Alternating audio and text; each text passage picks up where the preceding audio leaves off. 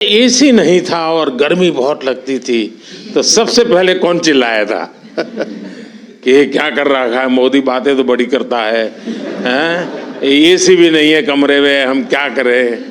कौन कौन थे जिसको सबसे ज्यादा परेशानी हुई?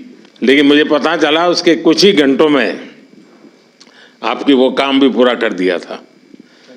सबको मिल गया था ना एसी तुरंत। हाँ, देखिए इतनी ख्याल रखा जाता है खिलाड़ियों का, इसका सब लोग तुरंत एक्ट करते हैं। नमस्कार सर, मेरा नाम अंजुम मौडगिल है, मैं शूटिंग स्पोर्ट्स से हूँ।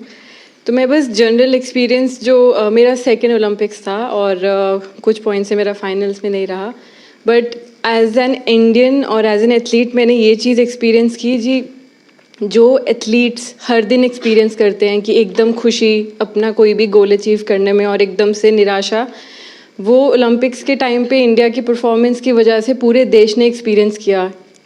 एक दिन मनु के मेडल पे एकदम खुश, फिर काफ़ी इंसिडेंट्स हुए जिसमें फोर्थ रहे, और विनेश का जो लाइक पूरी स्टोरी थी वो बहुत ही डिसहार्टनिंग थी।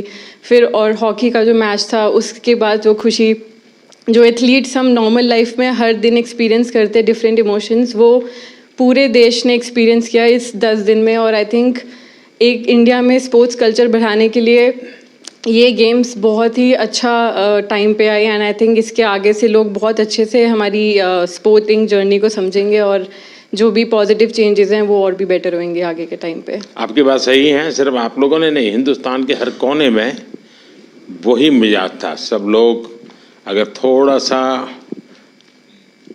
हल्का फुल्का दिखता तो यहाँ बेचैन हो जाते थे। वो यहीं पर जैसे कार चलाते हैं ना, अगर हमें ड्राइविंग आता है और हम पीछे बैठे हैं तो ब्रेक तो आगे वाले को लगानी, लेकिन पैर हम दबाते हैं पीछे तो वैसे ही खिलाड़ी वहाँ खेलते थे और लोग हाथ पैर इधर ऊपर ऊपर नीचे कर रहे थे